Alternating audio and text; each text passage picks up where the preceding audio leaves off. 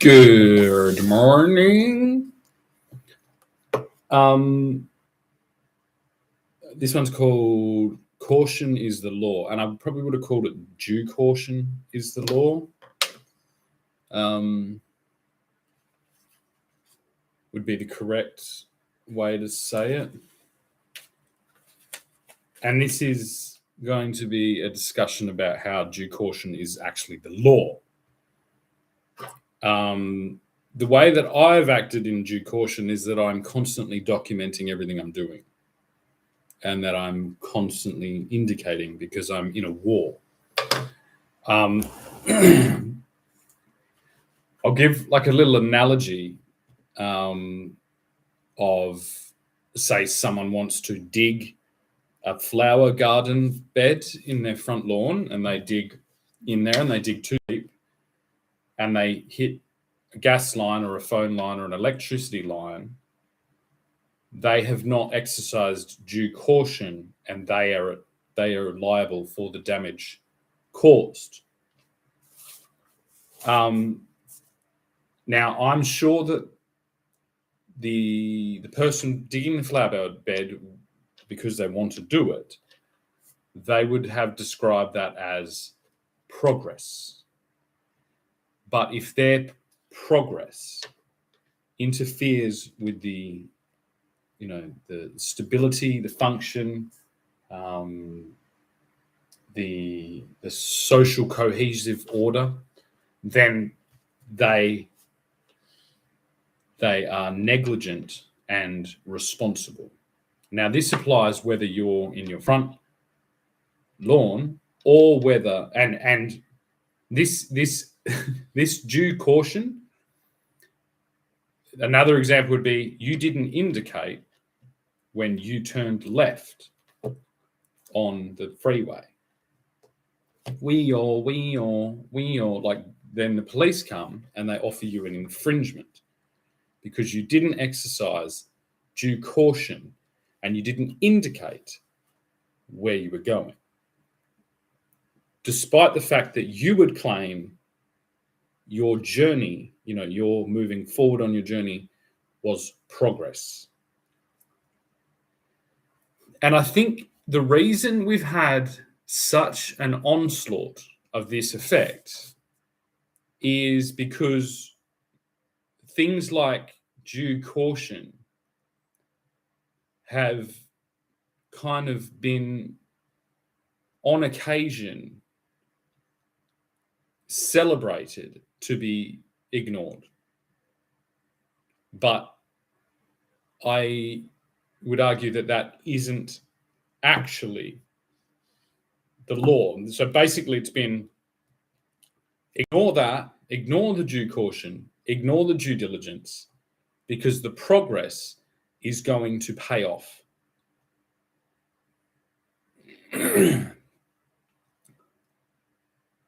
That way of thinking is the equivalent of the group, the member of the group that wants the bender to keep going and keep scoring bags of cocaine or bags of drugs or alcohol. That is not the way that multinational corporations that have plugged into every aspect of our lives should have ever acted, and especially should not have promoted. There is a spirit, the spirit of exploration that was utilized to establish the internet and all the social networks and all the the applications and software and all of this. All of that has used this model and has vacuumed all of the world's capital towards it because it is moving fast. Because the world's financial system and order started rewarding those that were moving fast. as opposed to moving appropriately, moving cautiously and carefully, because that is boring. Then these organizations built a false marketplace that literally organized people on how non-boring they were, how fast, reckless, adventurous, explorative.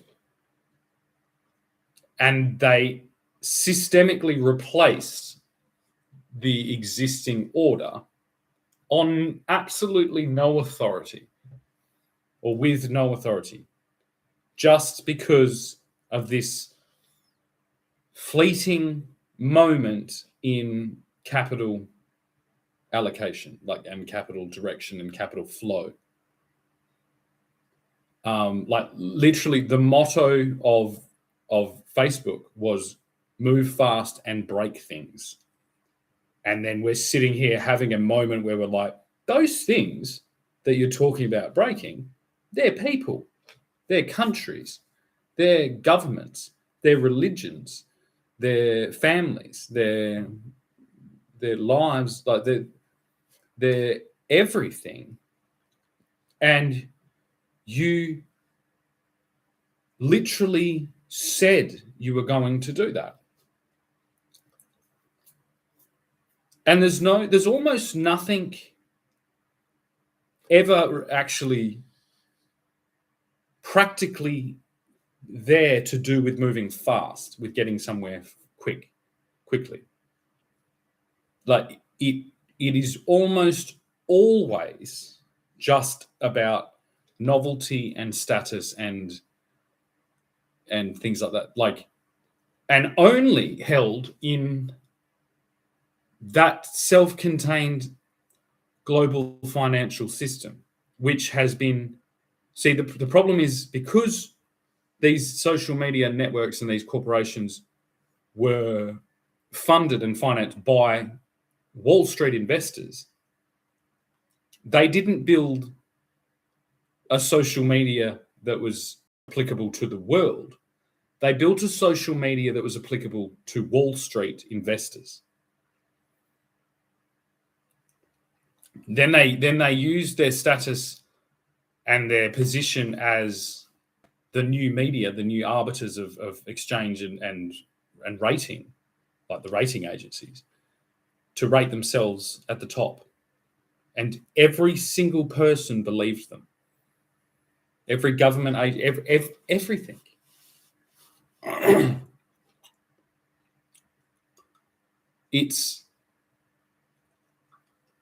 It's really, really, really, really, really bad. And so now what we have is literally, like legally, we have criminals masquerading as our government. And they now know this. And their crime is gross negligence to do with this thing. It's like you cannot, or you're not supposed to just lick your fingers and stick them up in the air when you gauge the direction of millions of people, when you gauge the status quo. You're not supposed to just receive an electronic,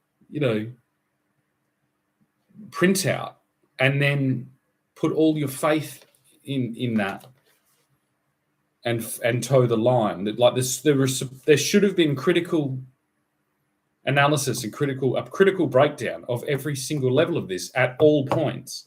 And in fact, this is literally what the bread and butter of government is in other areas. And so it seems like this is a mass psychosis event where every single person on Earth has changed the order of Earth down to this exact motto: move fast and break things. The only reason that there were people in the past that have been successful, that were able to move fast and break things successfully and responsibly is because the entire bureaucratic and governmental systems and financial exchange systems were hard and fast. So the story of the entrepreneur was you go and take risks, you break things, and we will keep the order so that and then we can use that as a tool to measure whether you're successful or reckless. And that should be coming to the top of the water, or coming to the top of the order before you do too much damage, because we're keeping the order. But everyone jumped on that train because progress was the novelty. And this literally is the breakdown of when there's a lot of people out there saying like, oh, the conservatives are not the ones breaking things by moving quickly, because their entire rhetoric, their entire ideology revolves around not moving fast and not breaking things. So if we get the most, and I'm speaking to you now on these social networks, is if I get to the point where there is a social network that has pushed this and pushed to the top of the social media pile with this, spread this out like a virus, and then policed anyone not moving fast and not breaking things, because those were the people that were going to expose what they were doing. It is all out utopianism, fueled by massive amounts of amphetamines, fueled by massive amounts of digital fucking ridiculously devalued and destroyed financial currency. But the worst of all is fueled by the acquiescence by every government agency across the world.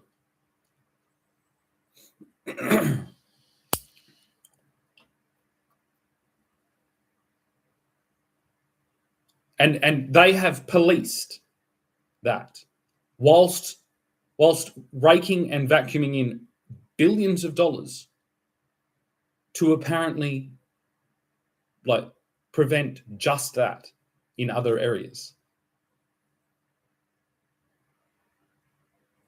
But the areas that have been affected, these are the key areas. Like there's no point worrying about someone hitting a power cable if that power cable is, in my question, it's like you'd almost should be receiving a military medal right now for digging up the flowers and hitting the telephone line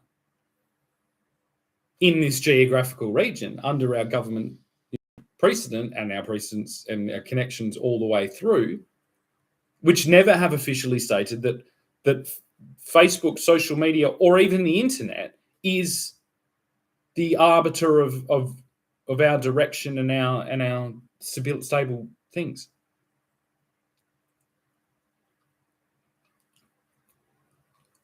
And it is the law.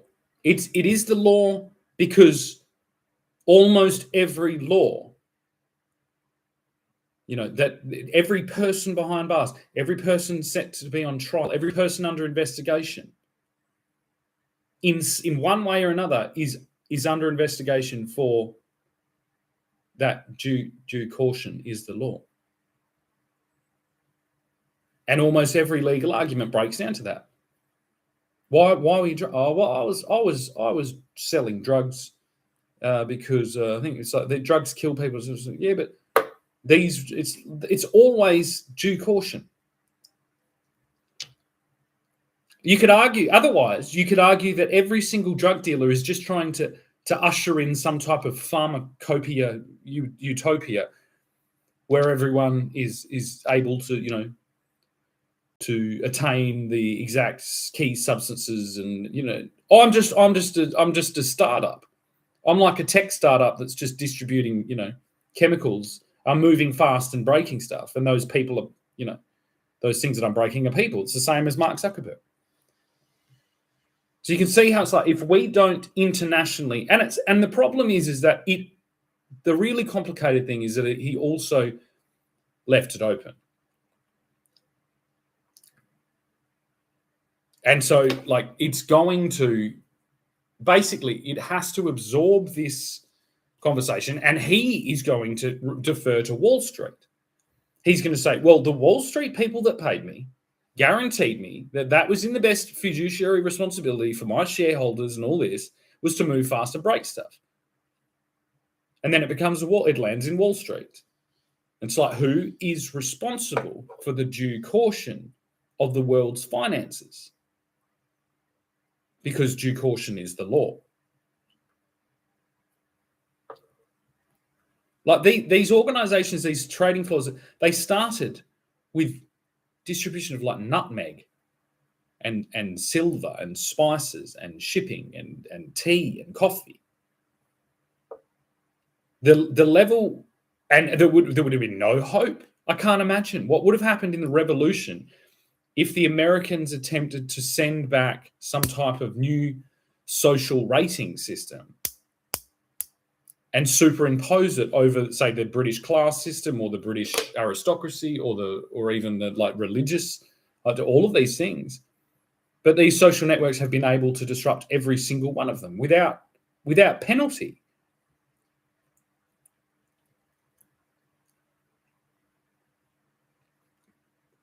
All on the assumption that this was the new paradigm. But what's very strange, I think, is that there was less pushback onto this digital indoctrination superhighway than there was on the printing press. That is probably the most confusing thing that I have seen.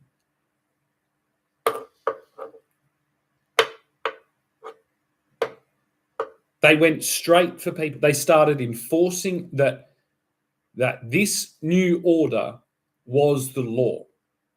This new order of due caution, but by definite, certainty, by absolute certainty, that will lead to absolute chaos. Another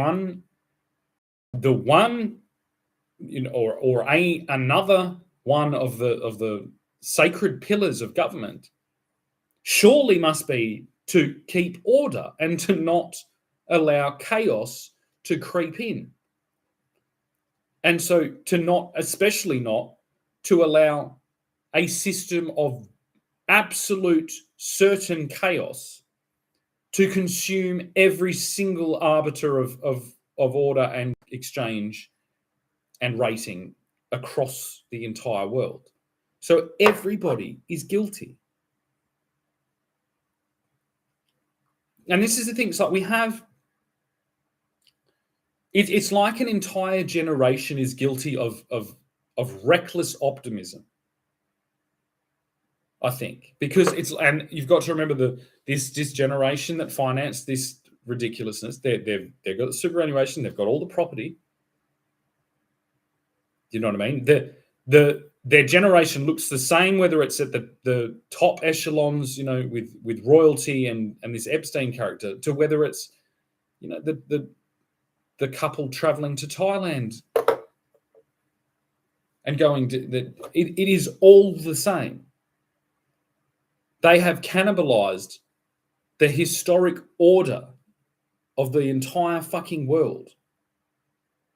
And there is nowhere for them to hide that they haven't done this.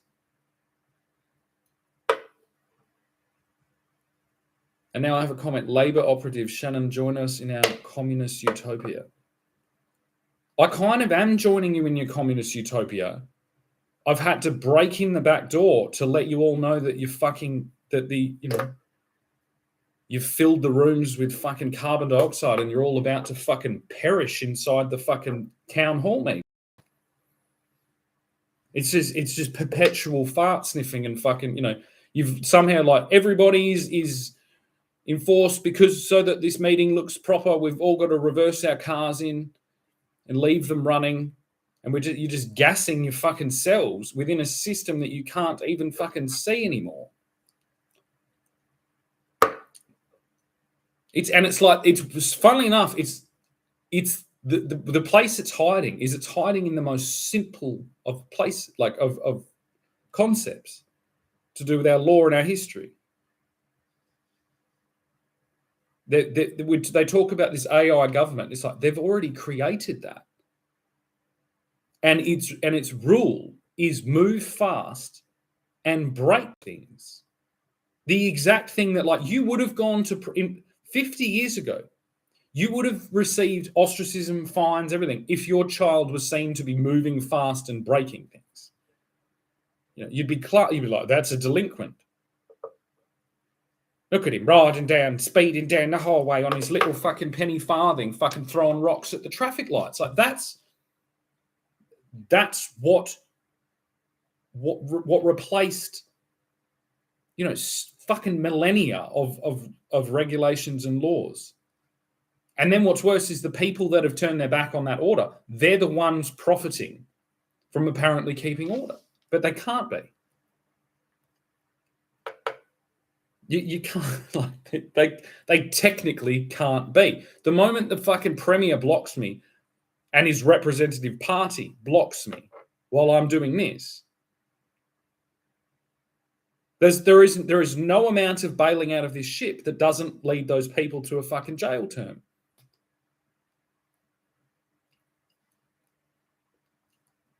But I'll say, like, just because it's like, I'm not going to land this all in the West Australian government nor the West Australian Labor Party. It's like they were doing what everyone else was doing, and they were the last to jump on board. And they just, like, can you blame them?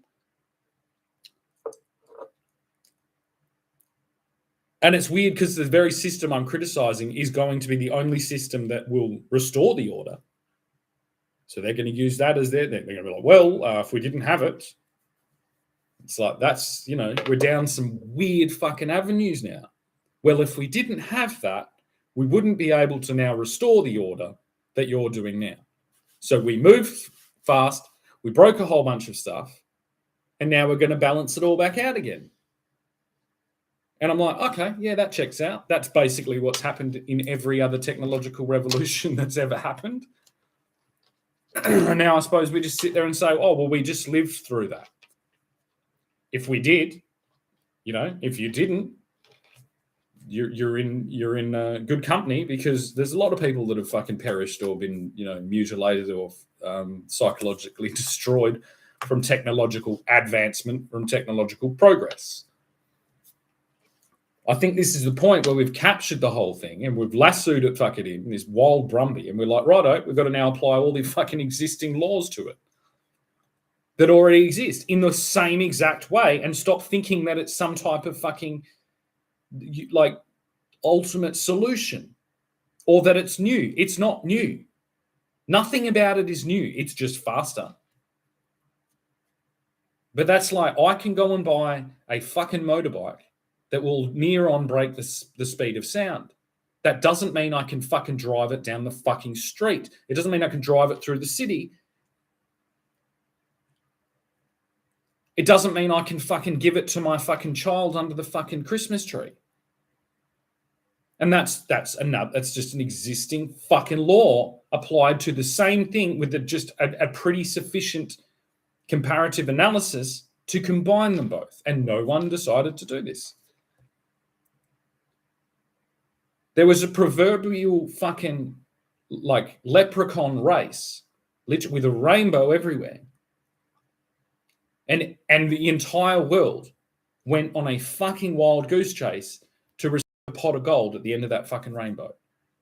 And all there was a giant pot of fucking dicks. That's all there was. Is the largest homosexual recruiting fucking drive ever on Earth. They basically gagged and fucking and hogtied that fucking leprechaun. Do you know what I mean? They spent all the gold on crystal meth and dildos, and then just sit there waiting for the world to fucking slide down the other side of it.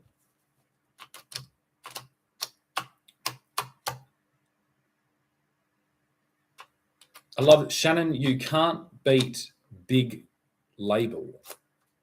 Can I? I am big Labor, you fucking moron. Like, it's basically as soon as big Labor understands that they're getting paid in fucking seashells to build a concentration camp, big Labor is going to chew itself up and eat and fucking cannibalize itself, and they're going to beat the fuck out of each other in every fucking pub across the country. No one wants to find out they're getting paid in fucking seashells and building a concentration camp while the whole world looks at them. But thank you for the priming comment.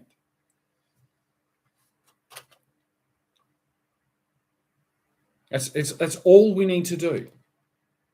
You know what I mean? Literally, people are being sold a picture. Like, it's like the royal show. That's what the Labor Party's doing. They're trying to imitate thousands of years of British order and British thing, because they went to the library and got their encyclopedia and did a little bit of research. But they're just at the royal show selling pictures of Lamborghinis and exchanging seashells to build a fucking concentration camp.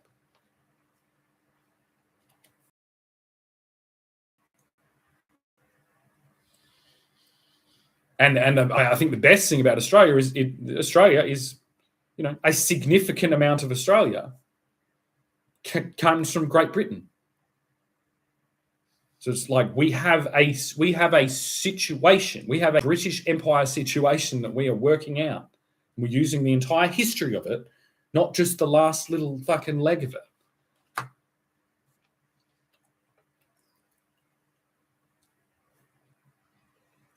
Is that old trope that the Labor is acting like the stripper is actually in love with them, and it's because they spent all your money on fucking strippers. Like, literally, they took your money. They said, we're going to keep fucking order of this place, and then they spent it all on fucking strippers and cocaine. And like, I'll be the first. Like, once we recapture order and we re-get order, I'll be like, well, good on you, lads. You know what I mean? I hope too many people didn't die. Whatever. You had, like, the big Labor just had a binge.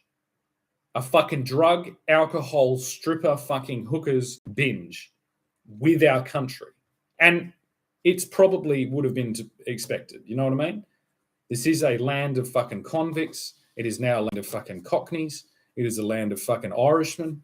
It is a land of pirates. It's a land of fucking drunks and fucking whores and wenches and all this. It's like they literally built pirate fucking Disneyland. And okay, alrighty. I can't blame them, because there's a really good chance, if I had have stayed in the construction industry, I would have been at the fucking head of that fucking thing. I'd be one of these cunts right now. I'd be sitting there fucking, so that's how I know how they're reacting.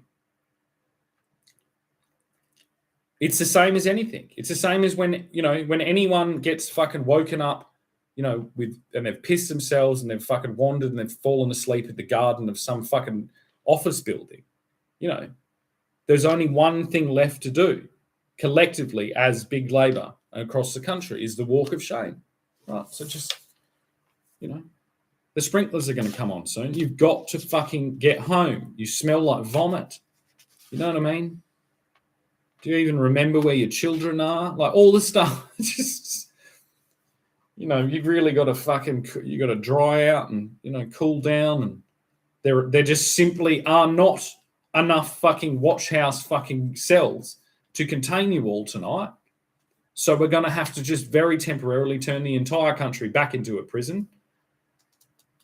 You know what I mean? We've got a lot of newcomers coming. You guys have got to fucking sober up and shake the fuck out, because you're going to have to watch these new fucking people that are coming here and make sure they don't do what you just did.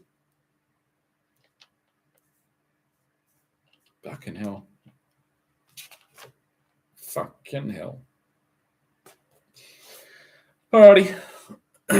Well, I'm going to go and try and walk on the treadmill, get rid of a few of these excess kilos.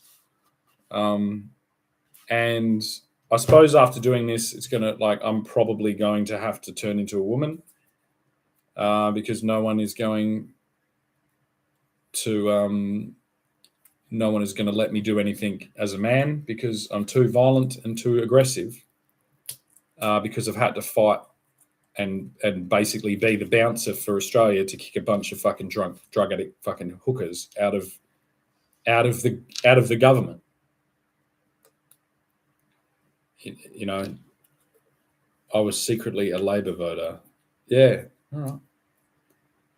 All righty. Thanks, Dad.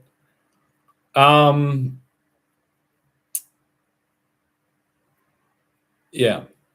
Like the thing that happened basically went that what was it, January 6th, where all those people raided the building in America. You know, there was that Viking guy. That just happened in Australia, I think 30 years ago. And yeah, I don't know. I was stuck. You know, I lived with one of the priestesses that emerged, that preached the holy goodness of pharmaceutical intervention and public welfare systems. But just take a drive around the country, have a look around. The whole thing is a fucking stalled out fucking shithole. Every single thing that was good and beautiful and organized and everything was built 60 fucking years ago plus. And everything else is just basically a prison cell. And the Australian people are just, you know, ushered in and out of prison. And that is not actually what Australia was. It's like and it's so weird. It's like the prisoners, the convicts, basically, they finished their service. They were given whatever, and then they breed, because I mean they got paid or they got whatever, they got land and stuff for building prisons. They just kept building a prison, and I think that's interesting. I think that is the most interesting human snapshot ever taken, that they were given free, you know, everything, and all they did as soon as they got power again was to just build an even more crazy prison for themselves. And there was no, you know, not a little bit forced, like a little bit, but forced, more like coerced. And I think this is a result of, like, this is what happened with the mandates. Everyone's like, take them in. It's like that's, and we're just like, hang on, what? It's like if someone chucked one of those cup, you know, the two cups with the string. If someone chucked one of those over your fence and started like telling you things, and then told you to get a vaccine, would you do that? That's what happened. That's what happened. And I watched it. I watched everybody only listen to the cup with the string over the fence, and nobody talked to everyone else. And it's like the Labor Party was just literally just like, get your vaccine, gas the Jews, free Palestine. And you're all just like listening to this fucking stupid cup. You didn't listen to my cup. I put on a pretty dress. I put on makeup. I did all the things as well. No one listened to the cup. Nobody listened to the British cup. They're all just listening to the populist uprising cup. And this is it. Like, I think as well, when you hear people say globalize the intifada, it's like, you already did. You already did. And it just sucks for the couple of people still yelling it at the end when it's all been exposed. It's like, yeah, you did. You did globalize the intifada. Yep. Pretty fucking globalized intifada. You know, I sit. Speaking of my father, You killed my father and then globalized an intifada. Using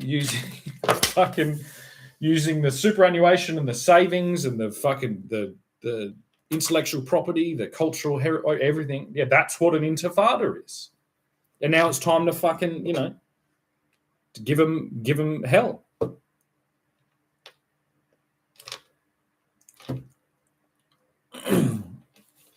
You brought fucking chaos and destruction to every single fucking town, village, city, country, nation, church, school. What the fuck do you think we're going to do to you in return?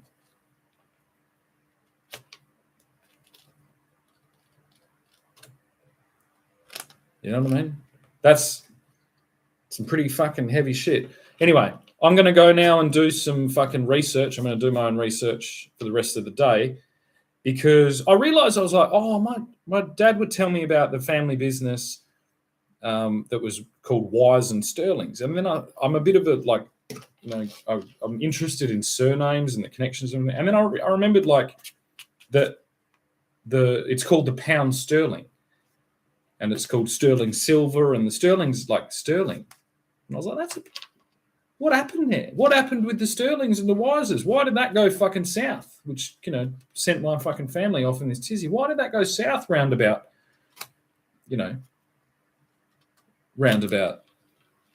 that time of that war? And so did the Sterlings were the Sterlings Nazis? And did they steal off my family? So probably, yeah. Well, that's probably what happened. Right. Well, I think it's time to fucking return the favour. I think, but as I said, I've got to do my own research. I've got to find out the Sterlings. I'm just going to do Sterlings question mark. Who the fuck are the Sterlings? And what have they been stirring with all of this shit? Because that was the business we were in, weren't we? We were, historically, but we were in a business of comparative exchange, of regulating global commodity prices and global trade and all those things. So what happened after World War II with the Sterling family? I'm going to go find out. Wish me luck.